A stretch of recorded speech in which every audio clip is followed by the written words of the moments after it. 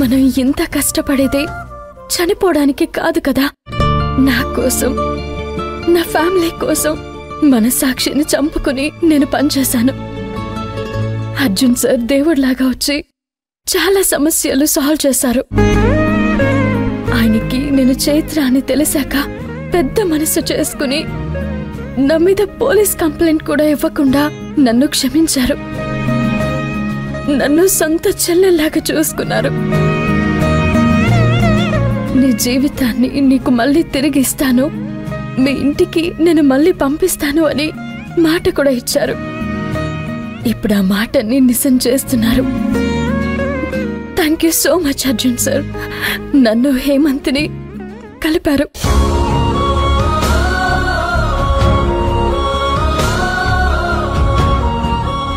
చాలా thanks sir. ఇంతకీ శివగామి గారు ఎక్కడున్నారు సార్? నేను మేడం గారిని ఒకసారి కలవచ్చా? వద్దు హేమంత్, శివగామి ఇప్పుడు చైత్ర పేరుతో రావణ్ ఆట కట్టించడానికి ఇంటికి వెళ్ళిపోయింది.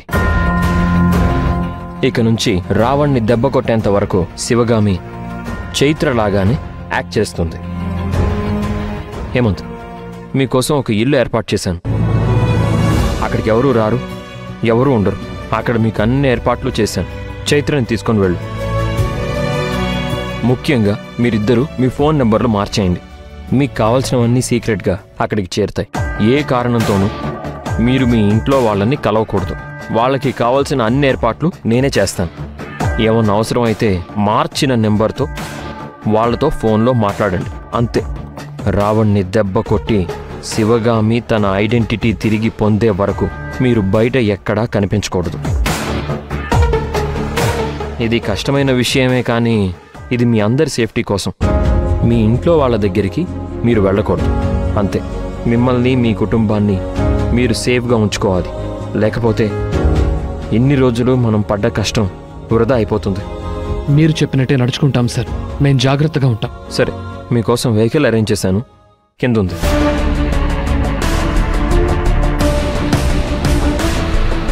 నువ్వు ఈ బుర్కా వేసుకొని వెళ్ళు. ఎవ్వరికీ అనుమానం రాదు.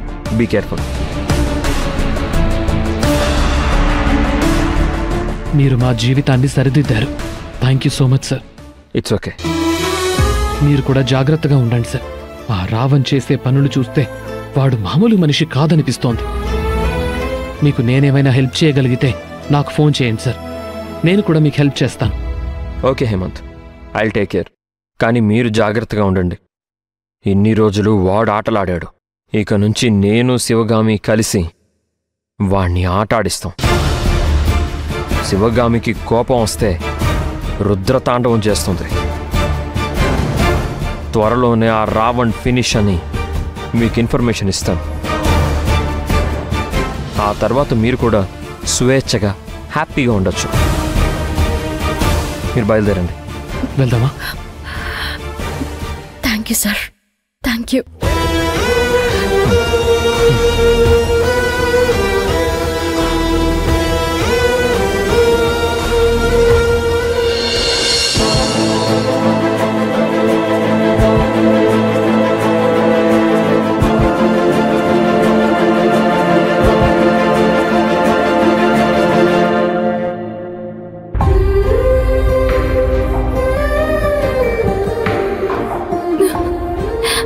మేడం, ఎప్పుడు ఈ ఇంటిని చూడనట్టు చూస్తున్నారు?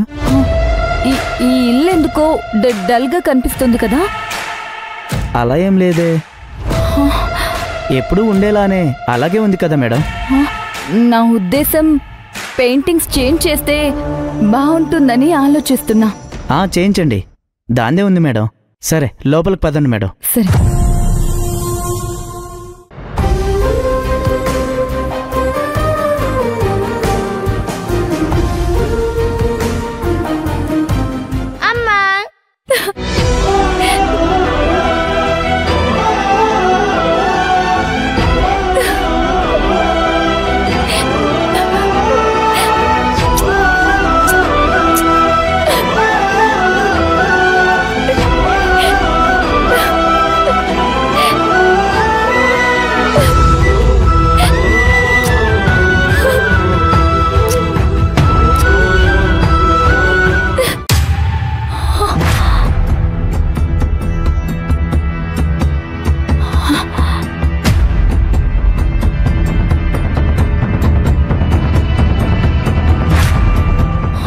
భవానీ, నీ హోంవర్క్ అయిందమ్మా?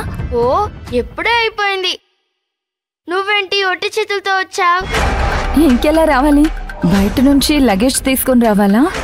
అమ్మా, నువ్వు గిఫ్ట్ ఇస్తానని వెళ్ళావు కదా, ఏమి గిఫ్ట్ ఏం తేలేదు? గిఫ్టా? నేనెప్పుడు చెప్పాను?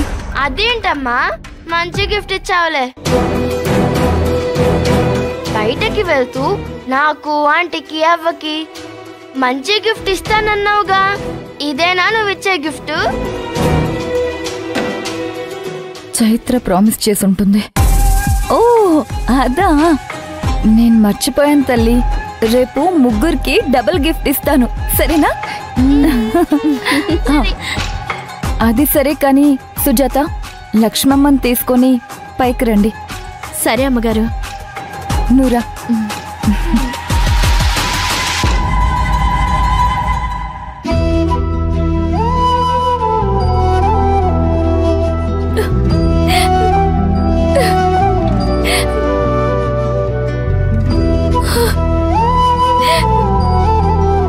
భవానీ, నా బంగారం, ఎలా ఉన్నావు కన్నా?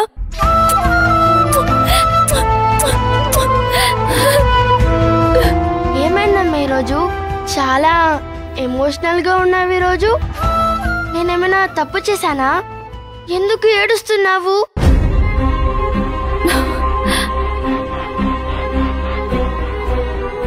అమ్మా లక్ష్మమ్మ, కొంచెం డోర్ లాక్ చే.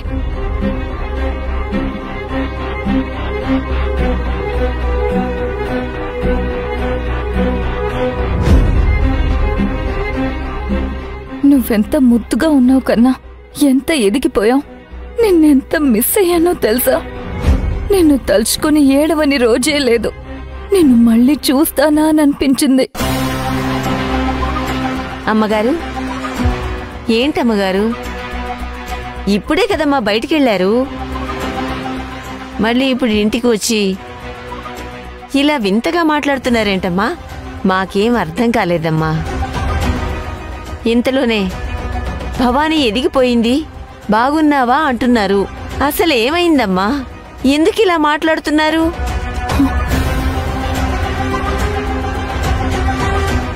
లక్ష్మమ్మ, ఎవ్వరికి తెలియకపోయినా పర్వాలేదు, బిడ్డ దగ్గరకొచ్చినప్పుడు మాత్రం తెలుసుకుంటారు. నేనెవరు అని మీకు తెలియలేదా లక్ష్మమ్మ?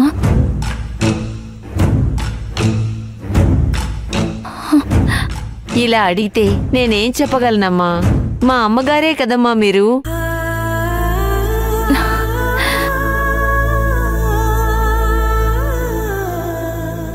సుజాత, ఎలా ఉన్నావు? బాగున్నానమ్మగారు. నేనిక్కడ లేనని నీకు దిగులు అనిపించలేదా? మీరిక్కడే ఉన్నారు కదమ్మా.